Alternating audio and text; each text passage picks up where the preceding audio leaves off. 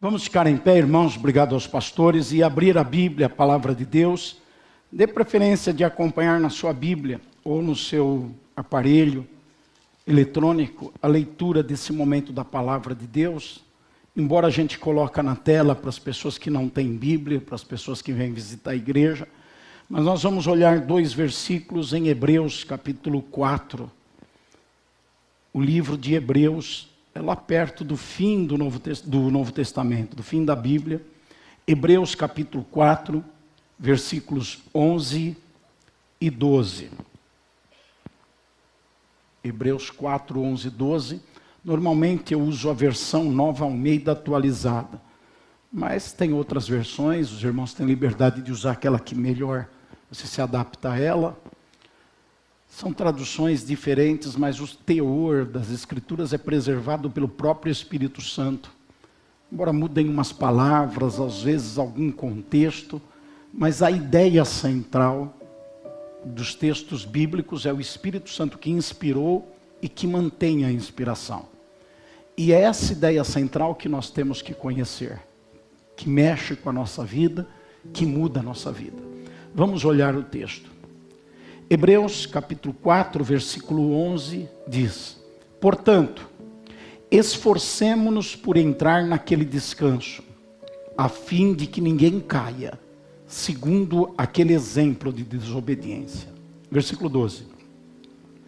Porque a palavra de Deus é viva e eficaz, e mais cortante do que qualquer espada de 2 gumes, e penetra até o ponto de dividir alma e espírito, juntas e medulas, e é apta para julgar os pensamentos e propósitos do coração. Vamos orar. Nosso Deus, que a revelação da Tua palavra sobre nós seja contundente, esclarecedora, traga rumo para decisões, para posicionamentos. Nós pedimos que o Senhor nos ajude, em nome de Jesus. Amém. Obrigado, irmãos. Pode tomar o seu lugar. Por favor, se mantenha atento. Tome cuidado com a sua mente para não deixar ela se desviar, se afastar desse momento tão precioso. No final de semana passada e até ontem, nós pensamos sobre posicionamentos na crise. Quando temos as dificuldades inerentes da vida, a forma como nós reagimos e nos posicionamos diante delas. Quando nós nos tornamos pessoas que são capazes de se posicionar corretamente no seu dia mau, no seu dia da dificuldade, nos qualificamos para fazer parte do exército de Deus numa batalha espiritual. A Bíblia toda mostra, e a realidade da nossa vida também indica, que existe um contexto espiritual. Então, assim como há um contexto físico, e que nós estamos nos vendo, tocando em coisas materiais, físicas, pegando coisas, há um mundo espiritual que nós não vemos. No mundo espiritual, a Bíblia diz que o Senhor Jesus está aqui no nosso meio. Você se alegra com isso? Nossos olhos não veem, mas pela declaração bíblica, Ele está aqui no nosso meio. Você pode sentir ou não, mas Ele está aqui no nosso meio. Também no mundo espiritual diz que Deus habita nos louvores, e quando nós louvamos o Senhor, Ele está aqui em nosso meio. A Bíblia ainda diz que o Espírito Santo habita em nós. Então Pai, Filho e Espírito Santo fazem parte da nossa realidade, ainda que no campo espiritual. Ainda que os nossos olhos não veem e que a gente não sinta, mas fazem parte. A Bíblia diz também que há anjos em nosso meio. Tem anjos aqui. Tem anjo porque o anjo, ele acampa, ele está sempre ao redor de quem teme a Deus. Tem gente aqui que teme ao Senhor, que respeita a Deus na sua vida. A Bíblia diz que o anjo do Senhor está junto com essa pessoa. Então o anjo vem para culto também. Anjo faz parte de culto, porque a gente vem para culto, então o anjo vem junto com a gente. A Bíblia diz também que demônios ficam ao nosso redor, procurando oportunidades de nos enganar, procurando oportunidades de distrair nossa mente, nosso coração e de nos enveredar por um caminho mau. Também faz parte desse contexto espiritual. E em resumo a tudo isso, a Bíblia diz que essa presença de Deus, de Jesus, do Espírito Santo, de anjos, e essa presença de demônios no mundo espiritual gera uma guerra, gera um conflito. E esse conflito tem reflexo na nossa vida. Em Efésios 6, versículo 12, está escrito que nós temos que lutar nessa batalha. Não podemos ficar passivos, esperando para ver o que acontece. Nós temos que guerrear. A carta de Paulo aos Coríntios diz que as nossas armas são poderosas, quando elas são usadas em nome de Deus. Não são armas naturais. Não se luta contra demônios com dinheiro, com conhecimento, com inteligência, com experiência, com vivência, com diplomas, com capacidades humanas. É um outro tipo de arma. São armas espirituais. Elas são poderosas e nós precisamos dispor dessas armas. Em Efésios capítulo 6, versículo 17, diz que uma dessas armas que nós temos é a espada do Espírito, que é a palavra de Deus. A palavra de Deus é a espada do Espírito. E o texto de Hebreus que nós lemos fala dessa espada, a palavra de Deus, como uma espada cortante. Na verdade, o texto diz, é mais cortante do que uma espada de 2 lâminas. A espada era uma ferramenta de guerra, um instrumento de guerra na época que a Bíblia estava sendo escrita. Não tinha esse tipo de guerra que tem hoje de apertar botão e explodir bomba. Não tinha esse tipo de guerra de enviar um míssil de um país para o outro. Era tete a tete. Era um homem contra outro homem. Era um exército contra outro exército. Eles se enfrentavam. Haviam algumas armas poderosas. A lança, o dardo inflamado do maligno. Uma lança com veneno na ponta, que quando atingiu um corpo de alguém, aquele veneno se espalhava rapidamente na circulação sanguínea e fazia aquela pessoa sofrer até a morte. E ela morria. Haviam outras armas, mas uma arma poderosa era a espada afiada. A espada de 2 lâminas. A espada que cortava de um lado e cortava do outro. Não era aquela faca cega, aquela espada cega, ou que tinha um lado só. É lógico que tinham muitos tipos de espada. Mas tinha uma espada que era especial, que é a espada de 2 gumes. E aqui o texto diz que a palavra de Deus é eficaz, é viva, é poderosa. Ela cumpre a sua função e ela é mais forte, ela é mais poderosa do que aquela espada de 2 gumes, de 2 lâminas. Não era todo mundo que tinha espada de 2 lâminas. Não era todo mundo. Poucos soldados tinham a espada de 2 lâminas. A espada de 2 lâminas era prioritariamente entregue para os soldados da linha de frente. Aqueles que estavam na frente do combate. A guerra, ou o exército, ele se compunha de pelotões de soldados. Cada pelotão tinha, normalmente, 100 soldados. Então, dependendo do exército, do tipo de exército, do tamanho do exército, haviam dezenas de pelotões. Mas haviam 100 soldados especialmente preparados, soldados que recebiam a espada de 2 gumes. E eles eram colocados no fronte de batalha. Eles iam à frente de todo o exército. Eles eram os primeiros a atacar os inimigos e eram aqueles que corriam mais perigo. Eram aqueles que tentavam desbaratar e enfraquecer a força do exército inimigo e atacar o exército inimigo. E ao mesmo tempo, eles defendiam os outros pelotões. Eles defendiam os outros soldados. Porque os outros estavam atrás. Soldados mais fracos, soldados menos habilitados, soldados com menos potencial de luta, com menos capacidade, ficavam mais para trás. Mas tinha aqueles que estavam na frente do combate, no fronte. Eram os soldados de guerra, aqueles que faziam prejuízo para o exército inimigo e ao mesmo tempo protegiam os seus. Ao mesmo tempo guardavam os seus. Eles colocavam a vida deles em risco para proteger a vida dos outros. Mas eles eram soldados que tinham que ter duas coisas. Eles tinham que ter um equipamento poderoso, que era a espada de 2 lâminas, e tinham que ter habilidade para lidar com esse equipamento. Não era qualquer soldado que sabia segurar e usar essa espada de 2 gumes. Essa espada era pesada, não era uma espada leve. Alguns chegam a dizer que era uma espada que tinha talvez de 10 a 15 quilos de peso.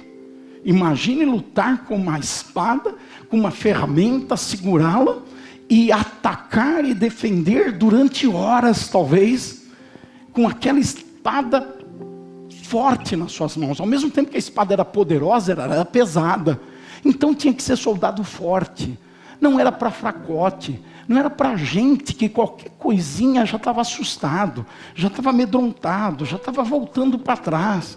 Não era para gente que não conseguia segurar a espada. Tinha que segurar a espada e usar a espada. Tinha que saber usar a espada.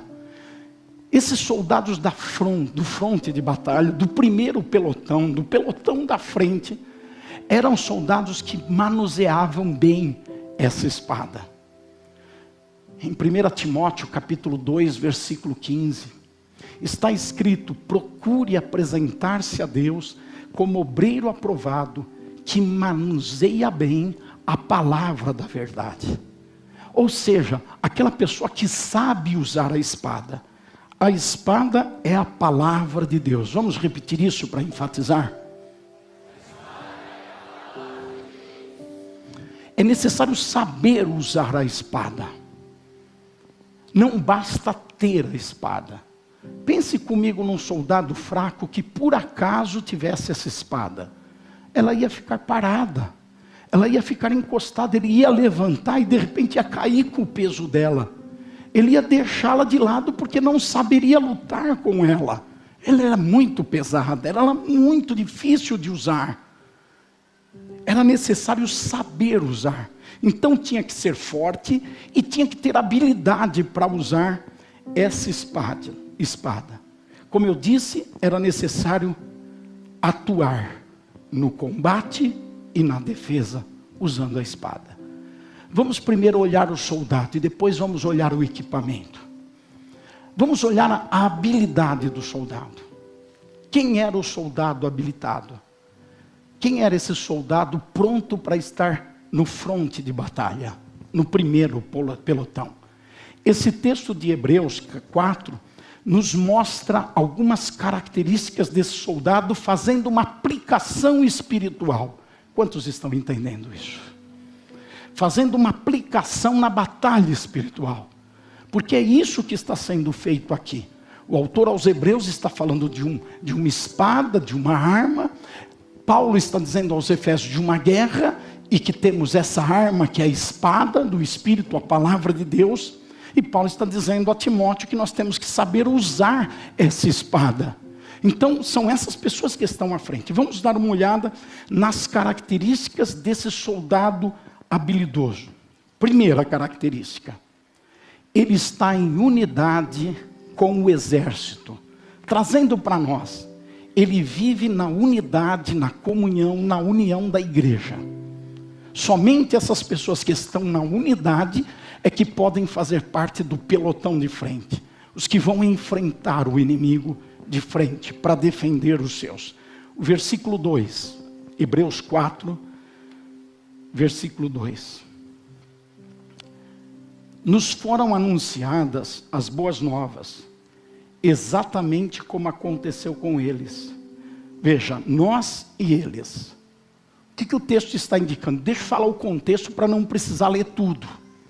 Está falando de um grupo de pessoas que não souberam usar a espada, não estavam habilitados e por isso não entraram no repouso, na terra prometida, não foram vencedores. É esse que é o contexto.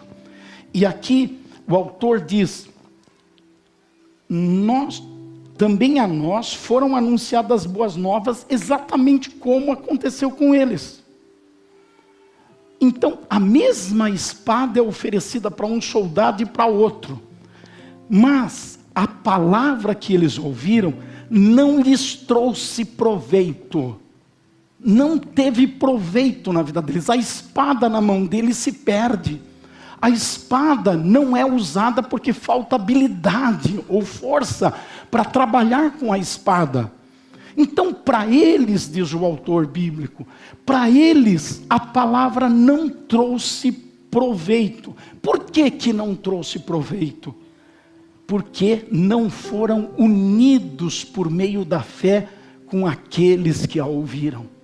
Então ele está fazendo uma diferença. Tem alguns que ouvem a palavra, a espada, recebe o valor dessa palavra na sua vida, e essa palavra tem efeito na vida deles. Mas tem aqueles que recebem a mesma espada, a mesma palavra, mas não muda nada a vida deles. Não transforma em nada a vida deles. Por quê? Eles não estão unidos por meio da fé.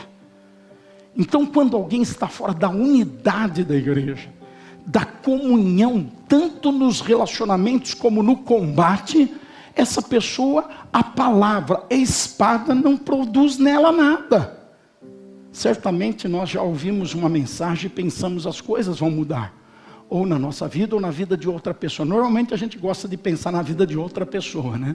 Com essa palavra as coisas vão mudar na vida da minha sogra. Com essa palavra o meu filho vai ser diferente. Com essa mensagem de hoje que veio direto no assunto que nós conversamos hoje à tarde, vai ter uma mudança na nossa casa. Mas vocês já perceberam que muitas vezes não muda nada?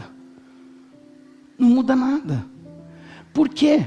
Porque pessoas que não estão em unidade, pode descer anjo do céu com a palavra de Deus. Não tem proveito na vida deles. Porque para usar a espada do Espírito, precisa estar na unidade. Um exército, como eu disse, era composto de pelotões. Pelotões tinham 100 soldados. Não tinha soldado sozinho no exército. Se você olhava para um lado, tinha um pelotão, 100 soldados. Um general, um comandante e os 100 soldados juntos. Se olhava para o outro, tinha 100 soldados. Um general, um comandante e os outros 99 soldados juntos. Não tinha um soldado ali no canto sozinho, deprimido, vivendo a vida dele, do jeito dele, fazendo a luta como ele achava que tinha que lutar. Não existia isso no exército. A Bíblia diz, o Senhor nos ensinou a orar para que seja feito na terra a vontade de Deus, assim como ela é feita no céu. Lá no céu, os anjos estão acoplados, reunidos também em tipos de pelotões. Não tem anjo solitário. Fala para o seu irmão, não tem anjo solitário.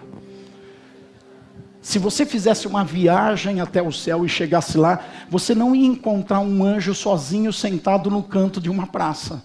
Você não ia encontrar um anjo desgarrado de outros anjos. Eles estão sempre num exército celestial. Eles estão sempre em composição de anjos. Isaías viu milhares de anjos juntos louvando ao Senhor. Ele viu 6 anjos que faziam parte de uma corporação de anjos que adoravam o Senhor o tempo todo. Em Apocalipse também fala isso. Então os anjos vivem juntos e nós, como igreja, precisamos estar juntos para fazer parte do pelotão. Antes de eu continuar, eu quero saber se você quer fazer parte do fronte de batalha. E eu não preciso da tua resposta, eu quero apenas te indagar, levar você a pensar se você quer fazer parte do fronte de batalha. Ou se você diz, não, eu quero ficar lá num pelotão intermediário, num pelotão do fundo, num pelotão que não tem muita relevância. Eu não sei qual é a missão da sua vida, mas eu estou naquele louvor antigo.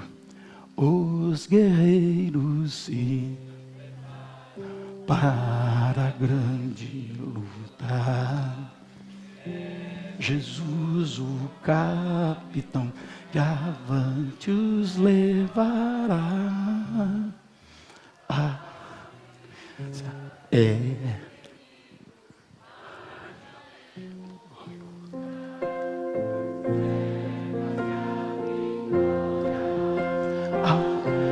Agora veja o primeiro pelotão. Eu quero estar com Cristo, onde a luta se travar, lance na frente me encontrar, até que eu possa ver na glória, me alegrando da vitória, onde Deus vai me coroar. Você está fingindo que não conhece, você está fingindo que não conhece. Mas vocês perceberam nessa inspiração de um louvor antigo? Eu quero estar com Cristo na frente da batalha. Em outras palavras, eu quero estar no pelotão de frente. Eu quero estar ali porque tem recompensa. Eu vou receber uma coroa e um galardão. Os galardões são diferentes, gente. Não vamos chegar no céu e todo mundo vai ter a mesma recompensa. Haverão recompensas diferentes. Não cabe hoje falar sobre o tribunal de Cristo, onde vamos ser recompensados pela forma como servimos a Deus na terra. Mas nós temos muitas coroas que serão entregues mediante a forma como servimos. E tem gente que serve dizendo, não, eu quero... Tem alguém até que diz assim, eu conheço uma pessoa bem próxima que diz assim, eu quero ir para o céu, nem se eu ficar num cantinho, numa favelinha lá no canto do céu. Eu quero ir para o céu, eu quero chegar lá e ficar lá no cantinho. Não tem lugar para esse tipo de humildade no reino de Deus. Não tem. Eu sei que a pessoa fala no tom de brincadeira, mas não tem esse tipo de lugar no céu. Todo lugar lá é bom, mas tem aqueles que vão para o fronte de batalha, que vão para a frente da guerra, aqueles que estão defendendo os seus irmãos, que estão levando a missão, que estão combatendo o inimigo. Somente as pessoas em unidade é que conseguem ficar no fronte de batalha. Quem tem espírito divisor, quem não olha na mesma direção, quem não tem os mesmos propósitos, não consegue, ainda que tente ir para o fronte de batalha, sai. Não consegue ficar no fronte de batalha, porque ali é um lugar perigoso, mas é um lugar maravilhoso. É um lugar onde a presença do Senhor é mais poderosa. Eu quero estar com Cristo onde a luta se travar. É ali, porque o nosso general não fica no fim da turma. O nosso general vai na frente. Ele está ali junto com o primeiro pelotão. Ele está ali junto com aqueles que estão enfrentando a maior fúria do inimigo. Aqueles que estão mais se sacrificando para proteger os outros. Ele está junto com esses para poder poupá-los, preservá-los, capacitá-los, ajudá-los e fortalecê-los. Primeiro aspecto da habilidade é viver dentro da unidade. Segundo aspecto da habilidade é ter sensibilidade para ouvir. Sensibilidade para ouvir. Hebreus 4, versículo 7, faz uma alusão a Israel e a dureza de coração de Israel. Fala de um povo que ouviu muitas vezes profetas falando, e profetas diferentes. Tinha um profeta chamado Amós, que era boiadeiro, homem do campo, homem rural, que falava, nós fomos e nós voltamos. Era um profeta simples, um profeta humilde, acostumado a ficar no campo, cuidando ali das coisas do campo, do gado, da cultura do campo. E haviam profetas esclarecidos, profetas de uma classe elevada. Haviam profetas que falavam bem, haviam profetas. Israel recebeu todo tipo de profeta. O povo de Deus ouviu as mais diversas formas de profecia, mas se tornou um povo de coração duro, um povo que não tinha sensibilidade para ouvir. Ouvia com os ouvidos, mas não penetrava no interior deles. Não agia no interior deles a palavra, não tinha poder de ação na vida deles. E nesse versículo 7 está citando esse povo. E diz aqui, hoje, no final do versículo, hoje, se ouvirem a sua voz, não endureçam o coração. Me chama a atenção aqui, dentre outras coisas, duas que eu quero ressaltar. Primeiro, o condicional. Se ouvirem. Se ouvirem. E a segunda é a capacidade humana de dar valor a essa palavra que ouviu ou não. Não endureçam o coração. Diga para o seu irmão, você pode endurecer ou não o seu coração. Você decide. Você resolve. É você que decide se o seu coração é duro ou é sensível. Primeiro, se ouvirem, para que alguém ouça, tem que ter quem pregue. E tem que ter o que é pregado.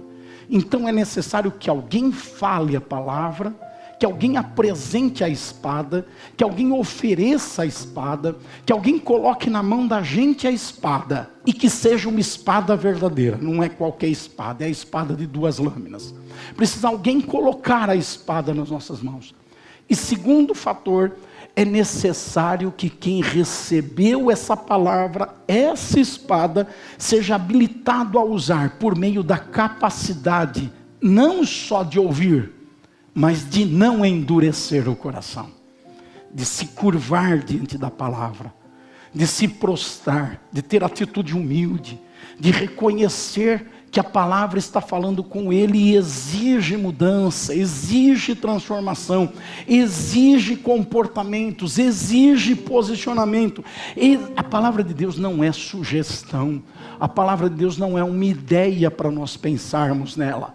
A palavra de Deus é contundente, ela é decisiva, é vai ou fica. Não é uma palavra faz o que você quiser. Eu estou dando um conselho e você decide se quer fazer ou não.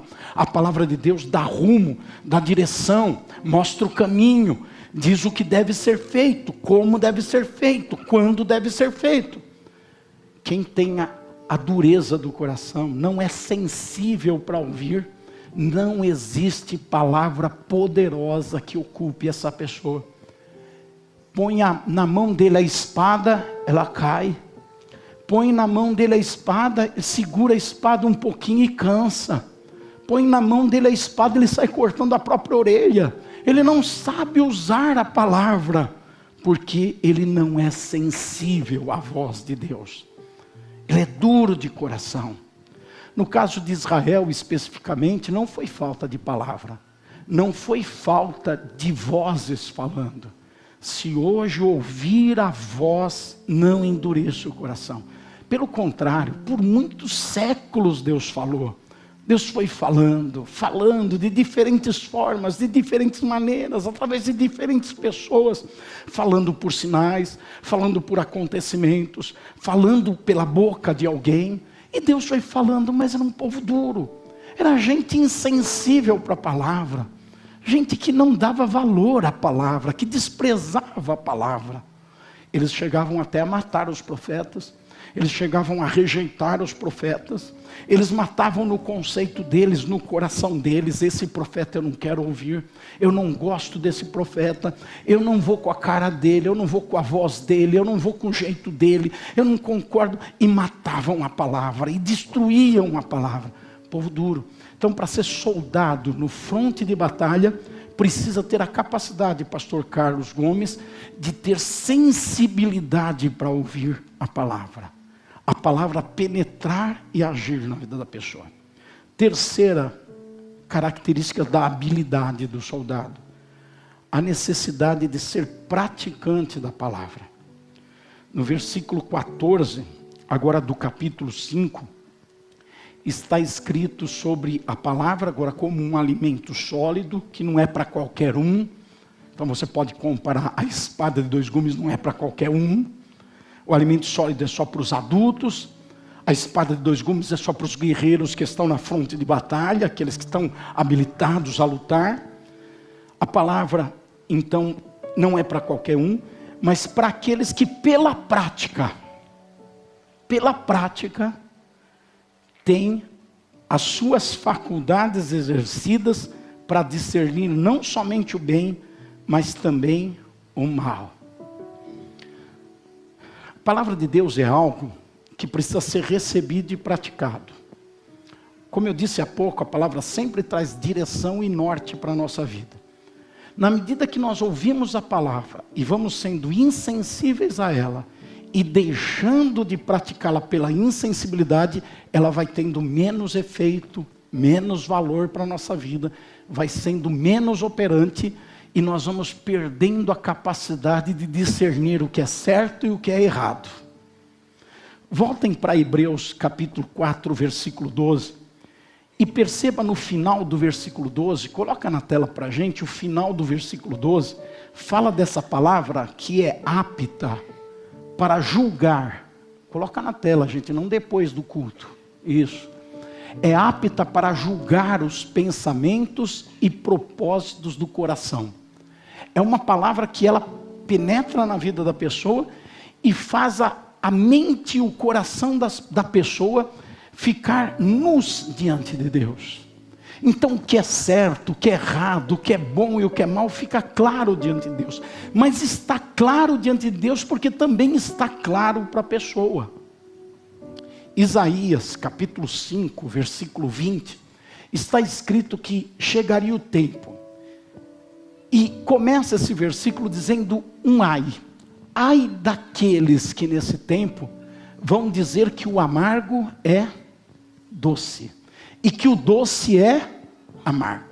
Que o certo é errado. E que o errado é o certo. Quando a pessoa vai ouvindo a palavra e não se torna praticante da palavra, porque é insensível, porque despreza, porque faz pouco caso da palavra, ela vai perdendo a capacidade de discernimento. E daqui a pouco ela está olhando para as trevas e está dizendo, é luz. Ela está olhando para a luz e está dizendo, é trevas. Todo mundo está vendo que aquilo é certo, mas ela está dizendo, é errado. Todo mundo está vendo que aquilo é errado, mas ela está dizendo, é certo. Ela perde essa capacidade no seu interior, na mente e no coração de discernir, de entender as coisas. Provavelmente, como eu, você também já viu situações que é muito clara o que está acontecendo. Mas talvez pessoas envolvidas naquela situação, ou assistentes daquela situação, não têm essa nitidez. Para eles não é tão claro assim. Para eles não é tão lógico dessa maneira. Eles têm outra forma de ver, outra maneira. Mas de fato é claro. Porque a verdade de Deus é cheia de absolutos, não é relativos. Não é isso ou aquilo, é isso ou é aquilo. A palavra de Deus é assim. Ela traz luz ou ela indica o que é trevas. Ela traz o que é certo e ela indica o que é errado. Mas essa pessoa que não é praticante da palavra perde esse senso julgatório. 1 Coríntios capítulo 11, na passagem da Santa Ceia, eu li domingo passado e falei com vocês. Paulo fala que aqueles que participam indignamente do corpo não discernem o que é o corpo de Cristo. Eles não têm capacidade de entender o que é a igreja. Eles perdem o senso avaliatório. Eles perdem o poder de olhar para isso e dizer, é certo. E olhar para aquilo e dizer, é errado. E eles titubeiam. Eles até falam, isso é errado, mas se meia dúzia começar a gritar, é certo, é certo, é certo, daqui a pouco eles estão lá no meio, é certo, é certo, é certo. Porque eles não têm convicção, eles não têm firmeza, eles não têm estabilidade naquilo que eles acreditam ser certo e naquilo que eles acreditam ser errado. Eles são levados pela circunstância. Ora, tudo está mostrando que é certo, todo mundo está dizendo que é certo, então eu vou começar a achar que é certo também. Ele não tem essa capacidade avaliatória. Por quê? Porque não é praticante da palavra. Quando que alguém se torna praticante da palavra? Diga comigo, quando tem vontade. Repete, quando tem vontade de ser praticante. Alguém se torna praticante pela vontade. A vontade é uma coisa dentro de nós que nós temos domínio sobre ela. Nem sempre nós somos capazes de controlar nossas emoções. Nem sempre nós somos capazes de administrar nossos pensamentos e nossos sentimentos. Às vezes somos tomados por um sentimento que não gostaríamos de ter.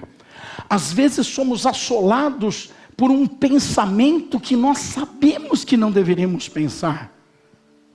Mas a vontade é algo que está debaixo do nosso absoluto controle. Nós temos poder sobre a nossa vontade. Jenny Wilkes, um autor americano, escritor do livro O Último Degrau da Liderança, na página 17, falando sobre vontade, ele diz o seguinte: a vontade é a parte da mente sobre a qual se tem controle e que permite obedecermos apesar de pensamentos e intuições. Então, direcionar a nossa vontade é algo que nós temos controle nisso. Muitas vezes, você não pode dominar suas emoções, mas sempre pode dominar a sua vontade.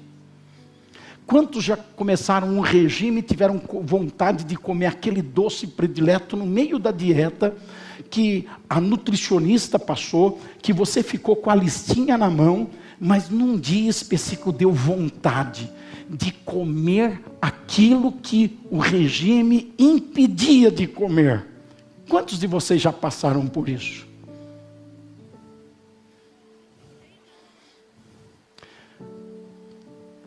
Se eu perguntar quantos comeram,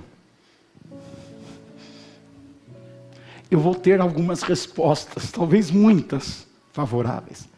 Mas se eu perguntar quantos não comeram, eu também vou ter respostas favoráveis. Eu vou ter aquela pessoa que vai dizer: eu tive vontade, mas não comi. E eu vou ter aquela pessoa que diz: eu tive vontade e não aguentei.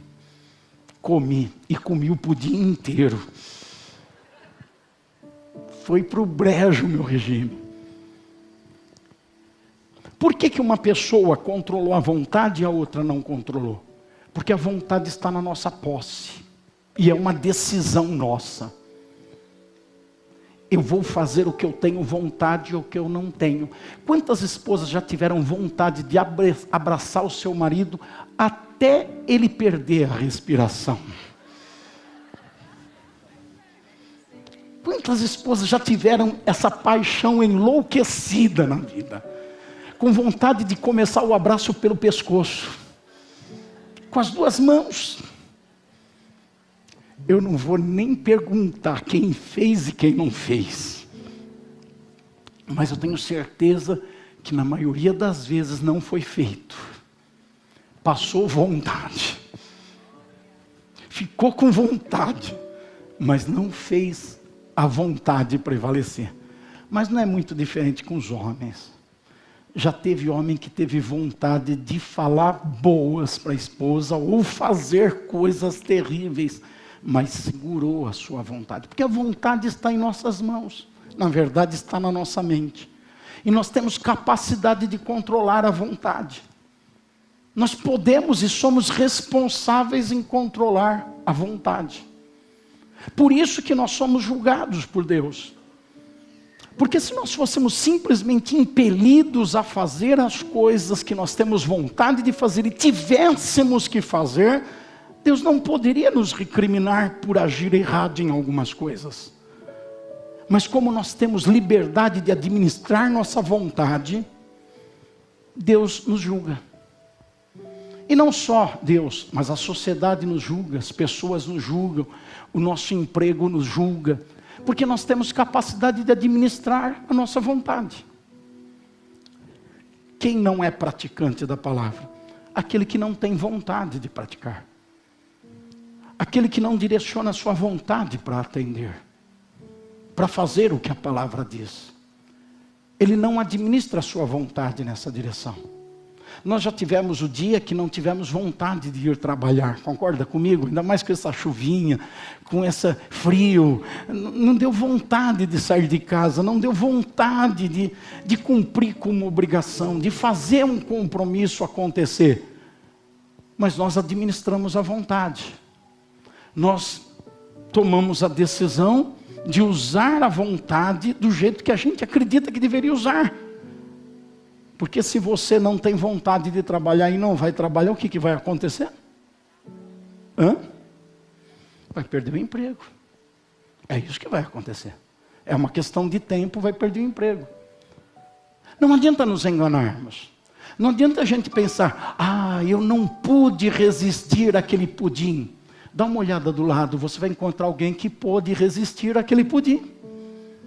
Ah, eu não consegui me segurar e eu esganei mesmo meu marido. Mas você vai encontrar algumas heroínas do teu lado que tiveram vontade e não esganaram. Porque na verdade todos nós administramos a nossa vontade. Nós fazemos de acordo com o que nós queremos. Paulo escreve, se eu não me engano, aos Filipenses, ele diz: nós temos o querer, mas nem sempre temos o poder de efetuar. Deus tem o querer e tem o efetuar. O que eu extraio desse texto? Nós temos a vontade, nós temos o desejo. Quando nós estamos ligados em Deus, o nosso desejo bom, ele é satisfeito, porque nós temos vontade de fazer o que é certo. E quem que nos ajuda? O Espírito Santo que habita em nós. Quando o nosso desejo é mau e nós não estamos ligados em Deus, quem é que nos ajuda a fazer aquela vontade errada? O diabo, é Satanás, são os demônios que estão ao redor, que ajudam a fazer a vontade errada, aquilo que nós não deveríamos fazer. Então, resumindo essa parte, concluindo, é necessário nós praticarmos a palavra, é necessário sermos sensíveis para ouvi-la, é necessário estarmos em unidade com o pelotão, com o exército, para podermos cantar.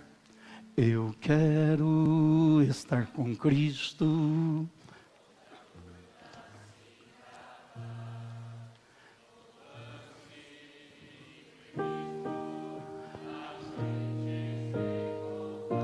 Até que eu possa ver na glória, me alegrando da vitória, onde Deus vai. Para de fingir, Ricardo. Note o louvor novamente. Eu quero estar com Cristo, na frente me encontrar. Eu quero. Eu tenho vontade. Eu quero. Então, é uma questão de decisão pessoal. Eu vivo na unidade, eu ouço a palavra e sou tocado por ela, eu faço o que a palavra diz ou não, é uma questão de vontade. São esses que pegam a sua vontade, direcionam nessa direção apresentada pelo texto bíblico, que são aqueles que vão estar na fronte de batalha.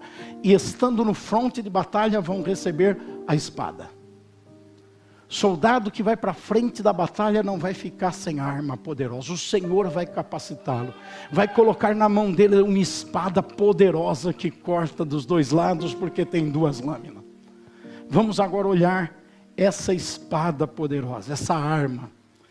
Essa arma que diz o texto sagrado que é mais cortante do que qualquer espada de dois gumes. A palavra de Deus não é como ideologias, filosofias, ideias religiosas, pensamentos humanos, que curam superficialmente, que tratam superficialmente, que não têm poder de profundidade na mudança de vidas. Por ideologias, por filosofias, por pensamentos humanos e religiosos, as pessoas podem mudar um comportamento por algum tempo, podem mudar uma forma de falar por algum tempo, podem mudar uma atitude por algum tempo, mas não tem uma transformação profunda, não tem uma operação profunda na sua vida. As filosofias humanas, na verdade, fazem o que uma espada comum poderia fazer naquela época: cortar a pele e cortar a carne. Mas não poderiam penetrar na parte mais difícil, nos ossos. A espada de duas lâminas, essa que pesava talvez 10 quilos, essa espada, ela era tão poderosa que ela perfurava a pele, perfurava a carne e perfurava o osso, a parte mais dura do corpo.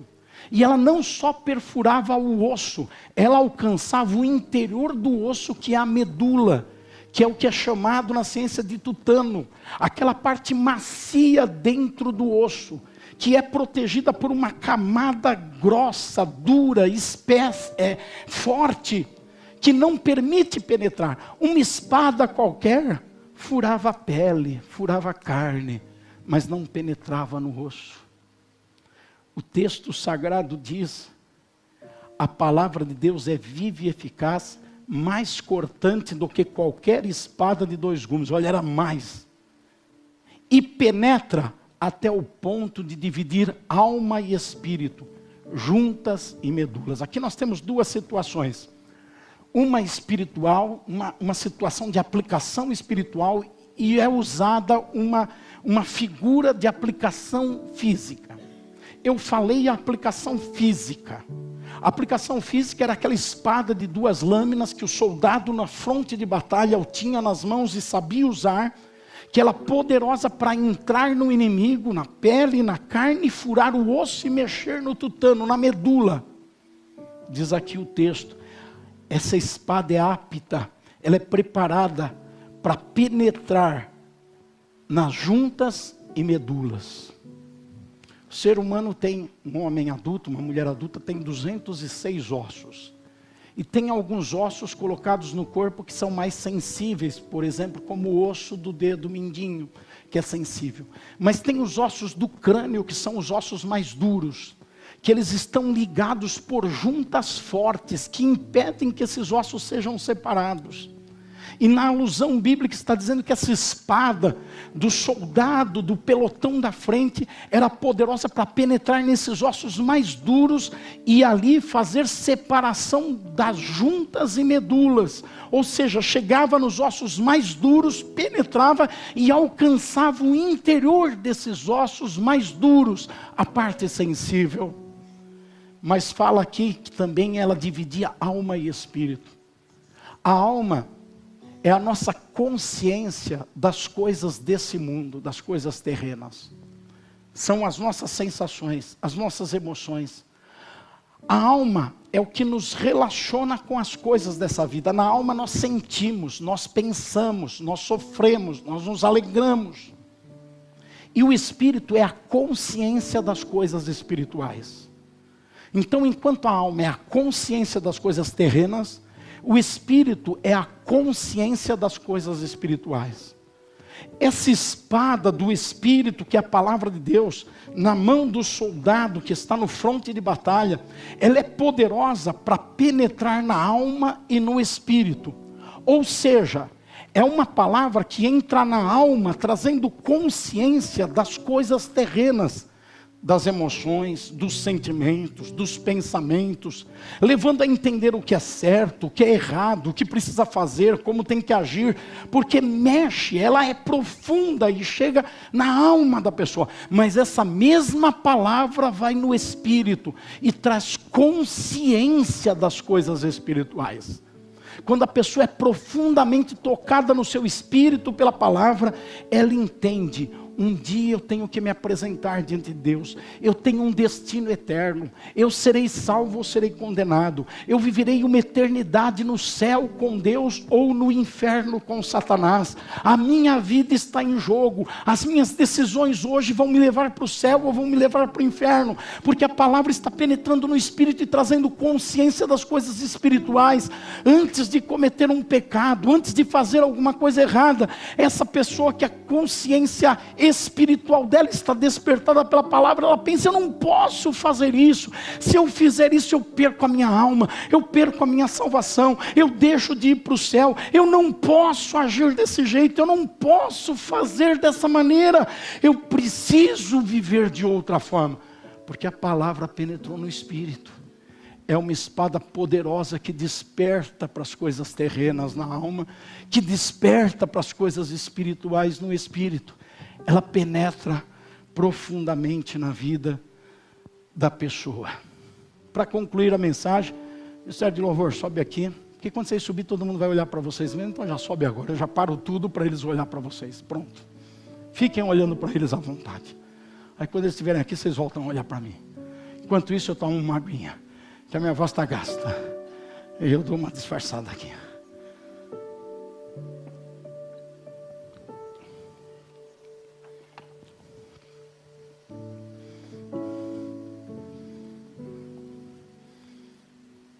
Eu quero estar com Cristo.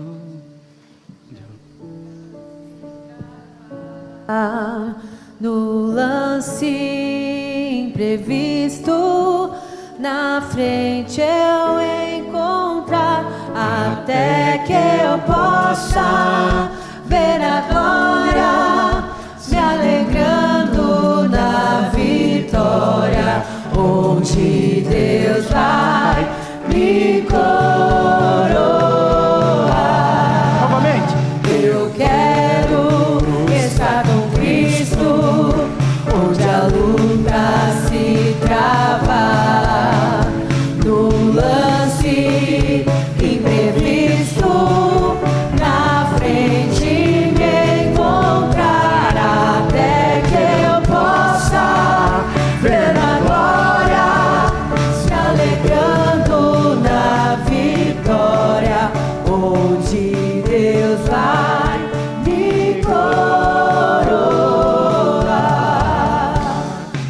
essa arma poderosa, que a palavra de Deus, a espada do Espírito, que corta de um lado, corta do outro, pode ser entendida também naquela que corta por dentro e naquela que corta por fora.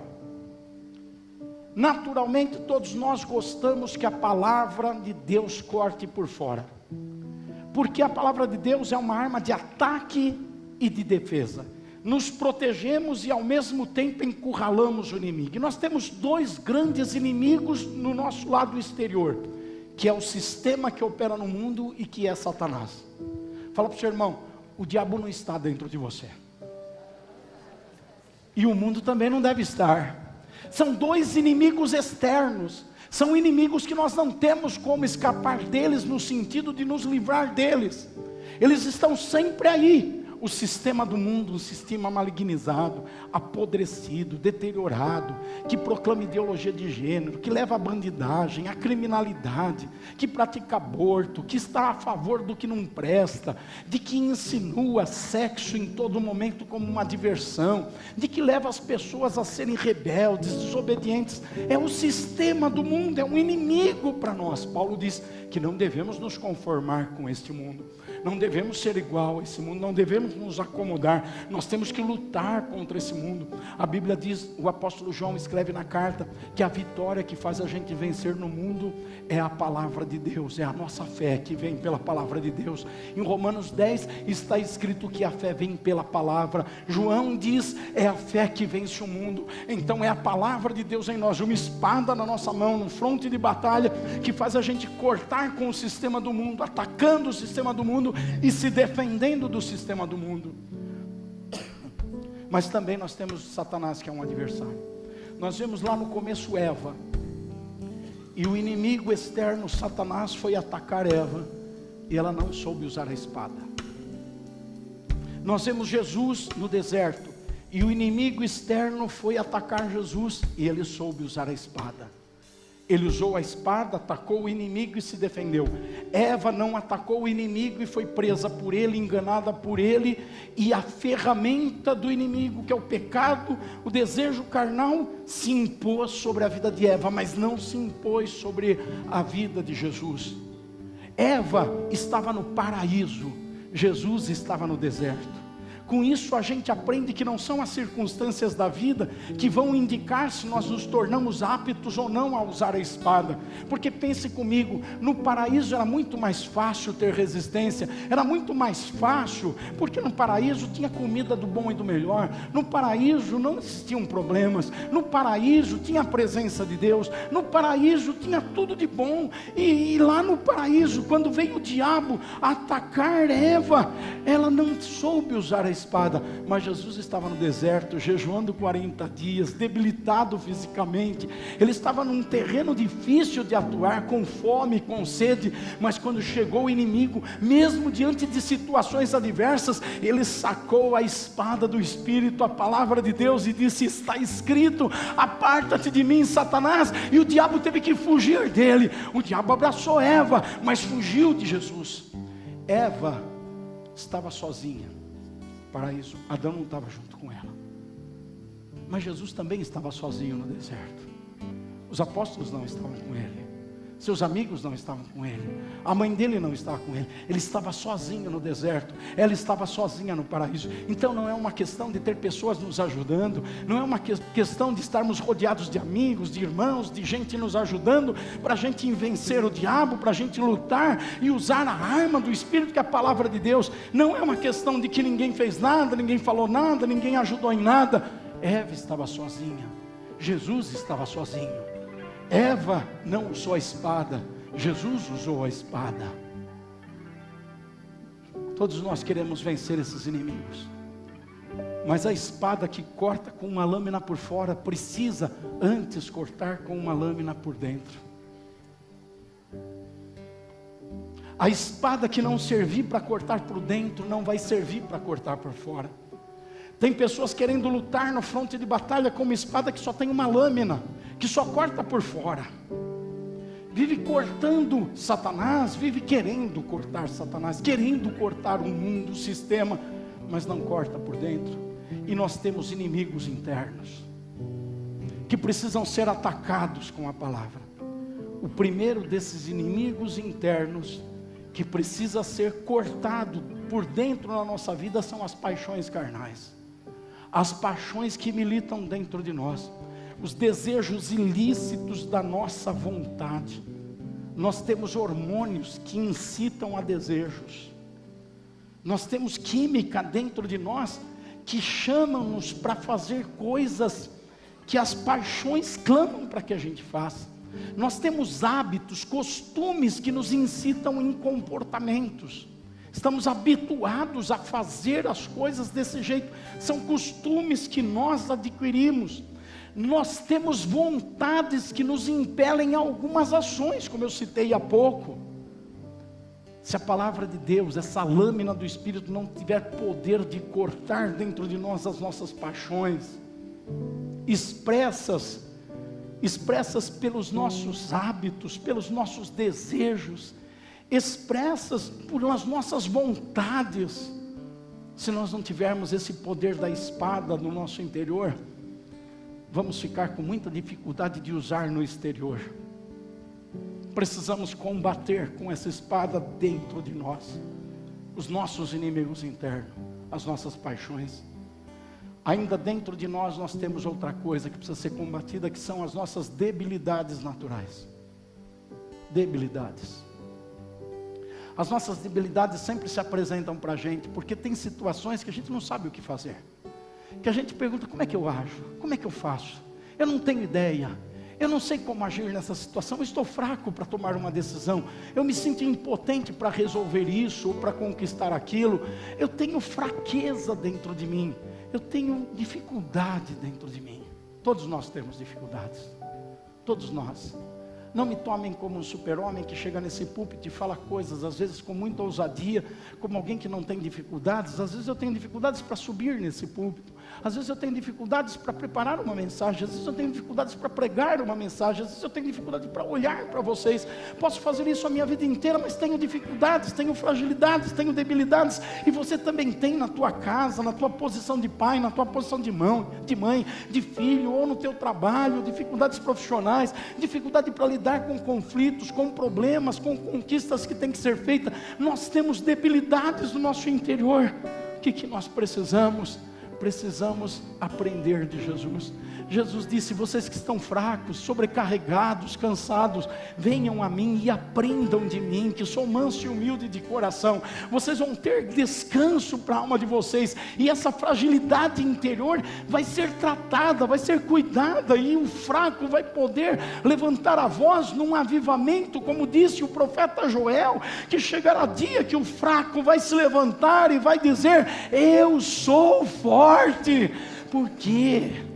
Porque está tratando com a lâmina da palavra, da espada no seu interior, está cortando-se por dentro nas suas debilidades, nas suas fragilidades, e aí não tem, eu não posso, eu não consigo, eu sou fraco, eu não tenho jeito, eu não sei lidar. Não tem, eu posso, o Senhor vai me ajudar, e eu posso passar por essa dificuldade, eu posso vencer essa barreira, eu posso vencer meu temperamento, eu posso vencer o meu gênio, eu posso vencer o meu jeito de ser, eu posso vencer a minha debilidade, a minha fraqueza, ainda que o espinho esteja doendo na minha carne, e eu ore a Deus e diga, tira o espinho, o Senhor vai me responder, você não precisa ficar sem espinho, você já tem a minha graça na tua vida, e a minha graça te basta para suportar o espinho, para suportar a dor, para lidar com isso, para vencer isso, para cortar o que essa debilidade está causando na sua vida.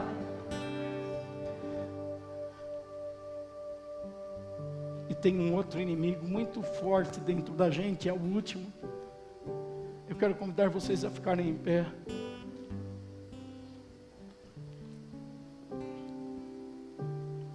Me ouçam, por favor, sobre esse último inimigo interno. A palavra de Deus é poderosa, ela é viva e eficaz, para que a gente ataque e para que a gente se defenda do mau uso do nosso arbítrio, do mau uso da nossa capacidade volitiva, da nossa capacidade de ter vontade, tomar decisões simplesmente pela nossa vontade, usando o livre-arbítrio que tem. Estava evangelizando uma pessoa, e a pessoa disse esses dias para mim: eu não posso ser crente, porque o crente não pode beber, o crente não pode ter sexo fora do casamento, o crente não pode fumar, o crente não pode, e eu não vivo sem essas coisas. Eu disse para ela: lógico que pode, eu posso todas essas coisas, eu posso fazer tudo isso. Eu não disse, mas eu sou bonitão, eu posso sair agarrando, eu posso encher a cara, eu posso usar um baseado, eu posso usar uma droga, eu posso fumar, eu tenho livre-arbítrio, eu tenho capacidade de tomar decisões, eu sou um ser volitivo, eu posso. Esse livre-arbítrio se transforma num inimigo interior. Às vezes seria melhor se Deus nos usasse como marionetes, não é mesmo? Colocasse uma cordinha na gente e ficasse movendo os nossos passos, a gente não iria para o lugar errado, ficasse movendo as nossas mãos, nossos pensamentos, nossas ideias, nossas atitudes, e Deus ficasse trabalhando na vida da gente, empurrando, mexendo, segurando, soltando, conforme a vontade dEle. Mas Deus não se relaciona com marionetes, porque o relacionamento de Deus é com amor, não é por escravidão, não é por opressão, e o amor impede de pôr cordas, impede de pôr cadeias, impede de impulsionar na força e na violência. E Deus quer se relacionar em amor com a gente, por isso Ele deixa a gente com o arbítrio, e toda hora a gente tem que decidir: faço ou não faço, vou ou não vou, satisfaço essa vontade ou não, me curvo diante dessa palavra ou não, me inclino para obedecer ou para desobedecer, caminho em direção a esse lugar ou aquele. Nosso arbítrio está dentro de nós, e a palavra é uma espada cortante e poderosa quando nós aplicamos dentro da gente, para pegar a nossa vontade e fazer como Jesus: Senhor, passa de mim esse cálice, a minha vontade é não beber desse cálice, todavia não seja feita a minha vontade, mas a tua vontade, e pegar o cálice e beber o cálice. Quando a gente pega a palavra de Deus e corta a gente por dentro, a gente nos corta desse livre-arbítrio. Não que a gente pare de ter o poder da decisão, mas não somos mais dominados de forma descontrolada por aquilo que simplesmente nós queremos fazer, ou sentimos, ou achamos que temos necessidade de fazer.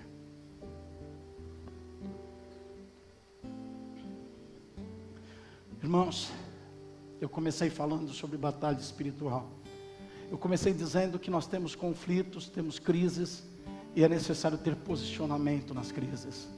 E quando a gente sabe lidar com os conflitos e as crises tendo um posicionamento certo, nós nos habilitamos a ir para a batalha espiritual e para o fronte, para o primeiro pelotão. Nesse primeiro pelotão, sim, vamos ser atacados, mas entenda isso, vamos ser defendidos por aquele que tudo pode. Nesse primeiro pelotão nós vamos ter desafios, mas entende, estaremos capacitados pelo Espírito Santo em nós para vencer os desafios. E é tão gratificante o primeiro pelotão, porque quando a gente olha para trás, a gente vê um monte de gente que está protegida, um monte de gente que está guardada, e o ataque está vindo sobre nós, e nós não estamos caindo, porque não somos frouxos no dia da angústia, mas nós nos tornamos fortes no dia da angústia, no dia da dificuldade, e olhamos para lá e vemos pessoas que estão sendo protegidas. Está vindo todo o ataque, está batendo aqui, está batendo lá, e às vezes até balançamos, mas levantamos, porque os que confiam no Senhor são como o monte do Sião, que não se abala, mas permanece para sempre. O justo, ainda que caia, não permanecerá caído, e os joelhos trópicos não ficarão prostrados, mas se reerguerão e se fortalecerão e se levantarão. Por quê? Porque foi para frente de batalha e disse: eu vou lutar, eu vou lutar, eu vou lutar, e vou lutar na frente, e vou me posicionar na frente. A frente de batalha não é um lugar que está todo mundo, só aqueles que tomam uma posição. entendem que estão numa batalha espiritual, que tem que lutar, e que temos armas poderosas. E uma grande arma é a espada do Espírito, que é a palavra de Deus. E precisa manusear bem essa palavra. Precisa deixar que essa palavra penetre pela pele, pela carne, perfure o osso, chegue na medula,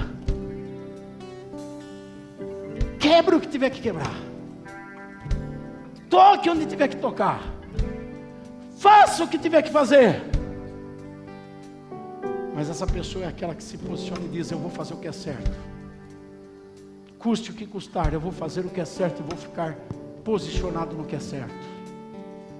Não vou me vender, não vou me ceder.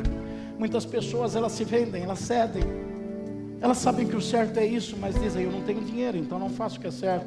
Eu não tenho tempo, mas eu não faço o que é certo. Ou eu não estou com vontade, eu não faço o que é certo. Não são pessoas que vão para o fronte de batalha.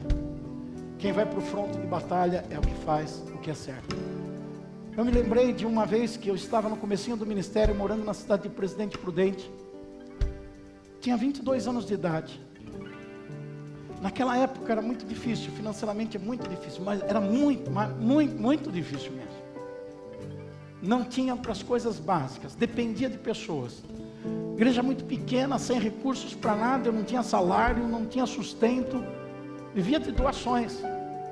Tinha os irmãos do GES lá, que levavam galinha, levavam frango em casa, davam um pouco de arroz para eu e a Leonor comermos, ainda não tínhamos as filhas. E uma vez o presidente da convenção de São Paulo, na época era o pastor Orlando Silva, ele me ligou e ele disse: eu quero que você venha em São Paulo, que eu preciso conversar com você. Eu pensei comigo: meu Deus, eu não tenho dinheiro para comprar comida. E o meu presidente falou que eu tenho que ir para São Paulo para conversar com ele. Eu não falei para ele que eu não tinha dinheiro. Eu arrumei dinheiro emprestado, pedi para alguém, peguei um trem, que era mais barato de trem a viagem naquela época, 18 horas, vim para São Paulo, entrei no gabinete dele, fiquei menos de uma hora, talvez uns 30 minutos, 40 minutos, ele me dispensou, e eu peguei, aí eu não sei se é ônibus ou trem para voltar, porque era certo eu atender o meu presidente, eu tinha que fazer o que era certo. Sabe para que ele me chamou? Os irmãos da igreja tinham descoberto que eu jogava futebol, e era pecado jogar futebol. E ligaram para a convenção e falaram: como é que pode esse pastor aqui jogar futebol? Aí o presidente da convenção me chamou aqui e perguntou: você joga futebol? Eu falei: eu jogo. Te viram jogando futebol num campo lá. Eu falei: viram, é? Aí ele falou: Joel, não precisa parar de jogar futebol, mas joga escondido, não deixa o pessoal te ver. Eu falei para ele: tá bom. E voltei. Para isso, porque eu tinha que fazer o que era certo. O que é certo você fazer? Quem está na frente da batalha faz o que é certo. Não interessa resultados, não interessa barreiras e dificuldades, faz o que é certo. Isso é coisa de gente que está na frente da batalha, não para quem está atrás. Se posicione na crise, se aliste para o exército, as vagas estão abertas, o pelotão tem lugar para você. É o lugar mais perigoso, mas é o mais gratificante, é o mais difícil, mas é o que tem maior recompensa. Vá para o fronte de batalha, aplauda ao Senhor Jesus Cristo pela sua palavra.